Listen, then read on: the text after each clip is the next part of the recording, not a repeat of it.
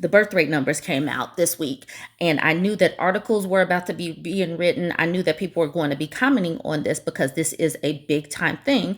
And Matt Walsh, this right winger, this Theo bro, is all about anti-feminism. He's about women getting out of careers and getting back in the home and having babies. So here is his set of tweets from April 23rd. Hat tip to my homie YV Edit. She made a video on this, and I'm glad that she brought this up because this is right along my lane, because I am on team let the birth rate plummet to hell. Everything that Matt Walsh talks about and is a proponent of, I am absolutely the opposite. I totally know that any of his stances, I am absolutely the opposite of him. So his set of tweets, he says, the birth rate in 1850 was almost 300 births per 1,000 women of childbearing age. In 1950, it was 106. Today, it's 55. So 1950, please keep in mind that women did not have full rights. There was no birth control, so women had no choices. So today is 55, half of what it was 75 years ago. 20% of what it was 175 years ago. We need to start taking this problem seriously before we march into our own extinction. Basically, he wants us to go back to a time when women didn't have rights, didn't have autonomy of our own body, didn't have the financial independence that we have today. People like him want to roll back all of the rights of women. So his problem is women have too many rights. We have a right to our own body. We have a right to our own money. That's the reason why he is antagonistic towards feminists. He was thinking about this really early on April 23rd at 5:39. He says policies should drastically favor families with children. Married couples with kids under 18 should not have to pay any income tax, just for starters. Raise taxes on single moms. Raise taxes on single moms and couples with no kids to make up the difference. So let's just say you're infertile. You're going to pay more taxes. Let's just say that you tried to have babies and something tragic happened and now you can no longer have babies, like the way that women are bleeding outside of hospitals because hospitals won't give them the care that they need. So you'll pay more taxes. This is so problematic because obviously this is all about straight couples. It's all about married couples. You can't obviously be in a lesbian couple or a gay couple and have children or adopt children. Absolutely not. This is the reason why I call these people the Theo bros. It's all about Christianity and pushing their agenda. Other people be damned about their beliefs, but if you live in this country, you still have to pay taxes, but he wants to tax people more that don't fall within the parameters that he believes is right. These people, the Theo Bros, the Project 2025 people, the Heritage Foundation, and, the Trump administration and all these pro-natalist people all think within this framework, but you absolutely know that they don't want more colored babies, that they don't want any. Obviously, children born to like lesbian or gay couples are null and void. They don't want women to go off and be able to have children on their own, like through IVF and be a single mom by choice. Absolutely not. They are very particular about the types of babies they want. And the policies they want are simply the policies to roll back women's rights. And the GOP, the current MAGA administration, have done that quite well. They have been chipping at women's rights for a while. That's the reason why women's reproductive rights have been under attack since the 80s with the Heritage Foundation. They've been doing this for a while because they have got to get women to not have so many rights as far as their bodies goes. And then they will continue to chip away at our rights to work and be able to have our own money. That's the reason why they can't stand feminists, because feminists are the ones that want us our rights to our body and our own money. Now, Katrina says, jail the deadbeat losers who create single moms and abandon their families, put them in labor camps. And as you can see, he says raise taxes on single moms. There is no mention of what to do with the dads that advocate their responsibilities, that just chuck the deuces and run away, because they don't come for men. They don't come for men. There's no legislation against men. It's simply what they're doing to come for women and chip away at women's rights. So now we have this content creator named Swig saying lots of reasons, as of lots of reasons, that the birth rate is declining. He says the lie of feminist girl bossing prioritizes careers over families for women, and many wait until it's too late to try to start a family because these people simply act like women should continue to give up their financial freedom and their financial future to raise children. No one ever tells men that they need to give up their financial future to raise a family. Economics. Many millennials and Zoomers will never own a home and don't want to raise their kids in apartments. Chemicals in our food supply are likely causing infertility, birth control likely a culprit as well. But the thing is, they have to overcome the fact that lots of people simply do not want to have children in this current political climate, the current actual climate as well. So, you can talk about infertility, but they have to get to the point where, like, some of these people simply do not want children. Hollywood anti-family brainwashing, portraying dads as losers. But the thing is, people can see the dads being losers without Hollywood. Some people can literally look at their own family talking about, they know and understand that dads can be deadbeats. They don't need Hollywood for that. I wanted to get to this part of his comment. The loss of a high trust, homogenous society where it is safe to let kids run around without supervision outside. Homogenous society, as in like all white people, all Christian white people. What is this homogenous society? I wonder if Swig is a white supremacist as well. All right, he also says boomers refusing to help with childcare for their grandchildren. Also, keep in mind, boomers still have to work right now. The economy is set up so that everybody still has to work. That's the reason why women also want to work, because it does take two incomes to raise children these days. He says TikTok dinks flexing their materialism and endless vacation due to their lack of children. So what can you do about that? Absolutely nothing, because not everybody wants to have children. These people got to get into their brain that not everybody wants kids. He says so many more reasons, it's bleak. I have been meaning to talk about Matt Walsh. Someone alerted me to this video above. Viral video shows wife bragging about almost divorcing her husband. And he goes off on this woman because this woman was basically saying, I don't cook dinner ever. But she also gave the caveat that she prepares breakfast and lunch for the kids. She does lunch for herself. The husband actually has chores and actually has activities in the home that he has to do. So, Matt Walsh was simply irritated with this woman because she said that she does not do all of these things for her husband. She works and he works, so they both have to participate in the home. And one of the things that he was really upset about with this woman, she was talking about she is tired of carrying the mental load. And as Matt Walsh was describing it, you could just tell it was just vitriol just coming out of his mouth because she didn't want to carry the full mental load of the household and the relationship. And the mental load is something that women have been talking about in regards to their relationships and how they don't want to do all of that. And it's another reason why some women don't want to take on having children and getting married, because they know that on top of going to work, which we have to do, that women have to multitask so many things with the unpaid labor and the invisible labor that comes along with being a wife and mom. So let's get into this one real quick. What is the mental load? The mental load is the total sum of responsibilities that you take on to manage the remembering of things, managing everything in the household. It's also the process of managing emotions and relationships with others in order to be more successful at your job, in your home, within relationships, all of that. In group settings, it's an unrecognized responsibility of extra work some members will take on to keep the group running happily and healthily. Oh, and if it sounds familiar, that's because it's the core part of feminist discourse. Emotional labor is overwhelmingly a responsibility placed on women. This part, you should have asked, I would have helped. All right, it says at home, mental work typically looks like this: coordinating kid schedules, booking medical appointments, planning holiday meals, monitoring the levels of milk and laundry detergent, while making shopping lists for everything else that needs to be refilled.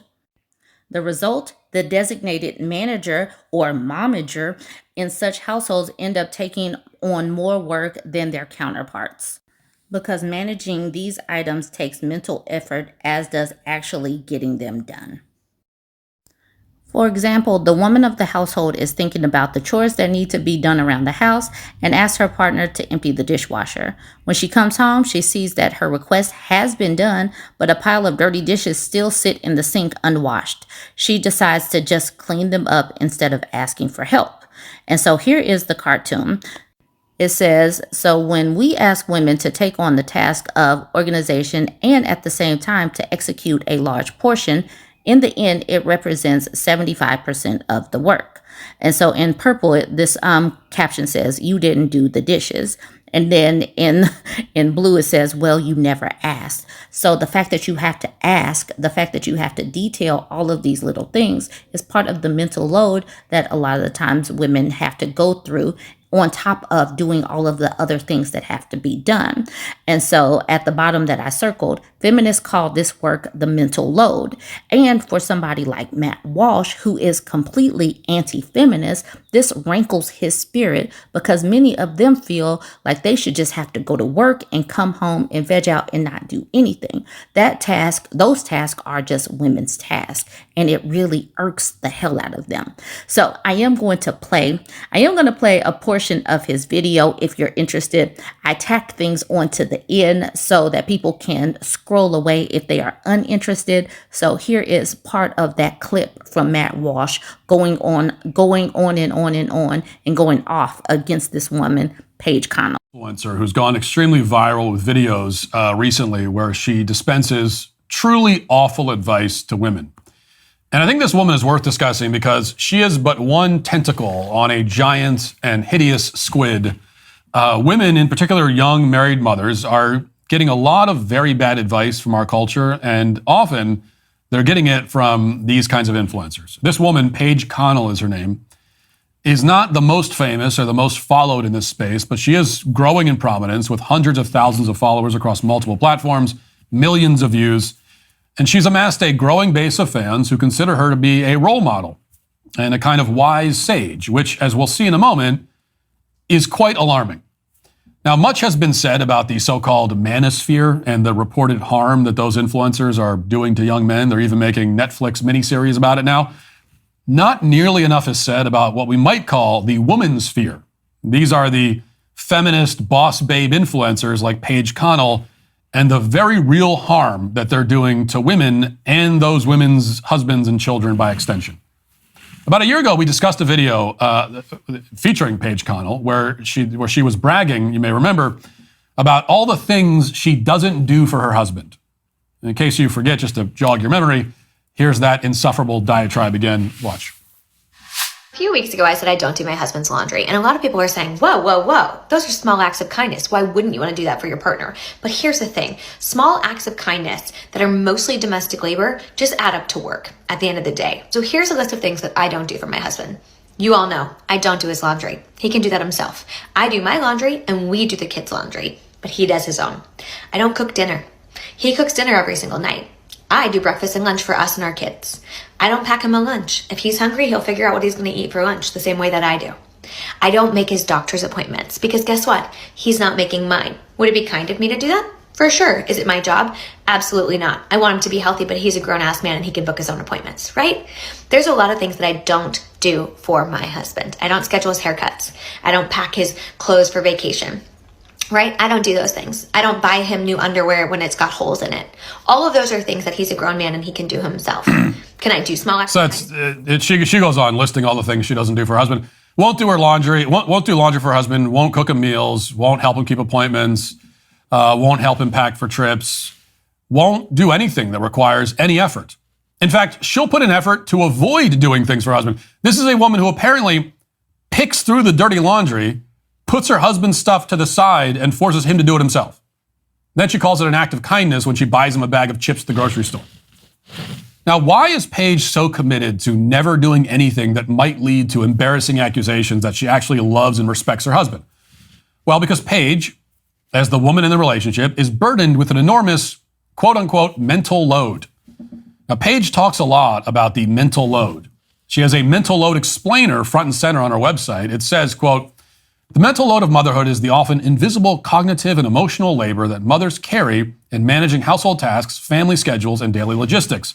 The mental load often falls disproportionately on mothers, leading to stress and burnout.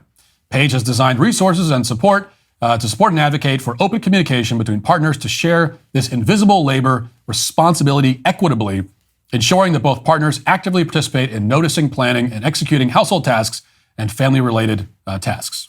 Now, if you want to know more about this, the good news is that Paige offers one-on-one consultation. It'll only cost you about $250 an hour, so you can unload your mind and your wallet at the same time. Pretty good deal. Now, the mental load, as I mentioned, is a constant theme in Paige's work. She's convinced that women carry a disproportionate allotment of the mental burdens of supporting and caring for a family. She's made dozens of videos about it, one after another, all with the same message, which is that women carry basically the whole mental load of marriage and family life. Men carry almost none of it. And this is a total fiction. But it's a fiction that is apparently very appealing to a large number of women. I have been with my husband for almost 20 years, but about 3 years ago, I was strongly considering divorce, and I want to talk to you about why. So I'm going to tell you the story of the day where I thought to myself, maybe I don't want to do this anymore. My husband and I had 4 kids. We both worked full time. We had been together for 16 years at this point. We've been together since high school. And on paper, I have an amazing husband. He is incredibly supportive. He's kind. He's loyal. He's a great dad. He's very hands-on. He's an active participant. He's always present. Like, on paper, what else could I ask for? But in reality, my experience is very similar to the experience of other women. I had this amazing husband who on paper was great, but I was incredibly frustrated and burnt out from our marriage and from motherhood. Because what happens to so many of us is that we marry these amazing men and we have amazing relationships, and then we have kids. And when we have kids, women tend to carry a disproportionate amount of the work in the home, the work of raising kids, and the mental load. And that is exactly what happened to us. About 3 months after my 4th baby was born, I remember looking at my husband and saying, I need more. I need you to do more. I am exhausted. I am in charge of everyone and everything in this house. Every night when we cook dinner, you ask me what to make. Every day when you drop off the kids at daycare, you ask me what they need in their backpacks. I am the project manager of this home and I need you to do more. And he looked at me and he said, okay, just tell me what to do. Right? Every woman has heard this. Just tell me what to do and I'll do it. And I said, okay, something that would make my life easier is if in the mornings when I came downstairs with the 4 kids, because I do mornings by myself, the dishwasher was emptied, the dishes were put away, and the trash was taken out. That would make my life so much easier, because when I've got the 4 kids running around and the baby crying, I can't be looking for their favorite water bottle in the dishwasher. I just need to know it's clean. And he said, yeah, of course. What? Yeah, I'll do that. That's no problem. And so, of course, he does it. But then I have to remind him, and then he forgets, and then I have to remind him again. And there was this one morning where I woke up, and I went to put something in the trash and it was overflowing. And I went to get my son's water bottle and it was in the dishwasher with all the other clean dishes. And I felt so disrespected and unseen and unvalued at that point in time. And I remember texting my husband being like, what happened? Like, why didn't you do this? And he said, sorry, I was running late for work. And I remember thinking, oh my God, he doesn't see me, because what he's done has now made me late for work. And he doesn't care about that. He doesn't care about the impact on me. And he doesn't see how every single thing in our home happens because I ask him to do it, or because I do it myself, or because I planned and organized it. The diaper bag is full because I filled it, right? I put the wipes in there. And I felt so frustrated. And I remember thinking, what's the point? What's the point of doing this with someone else? I might as well just do it alone. And it's not because my husband didn't love me or he did anything to me. And it's not because I didn't love him, but because I felt so taken advantage of in our relationship. And this dynamic, it doesn't happen by accident, right? It's not like my husband did it to me, but we've been raised in this society that tells men and women who they should be in marriages and what it looks like to be a good mom versus a good dad. And we know the bar for moms is way up here and the bar for dads is way down here. And we fell into these norms. We fell into these roles in our family, despite the fact that we never wanted to. And I'm lucky, and I say lucky because I have a partner who I know loves me and wants me to be happy and was willing and able to change. And so we did the work to figure out what equity looked like in our relationship. And I can tell you now, 3 years later, that we are happier than ever. Our kids are thriving. Our home runs like a well-oiled machine. And that took a lot of work. I want to say it took like 18 months to get there. And it was well worth it. But it is not uncommon.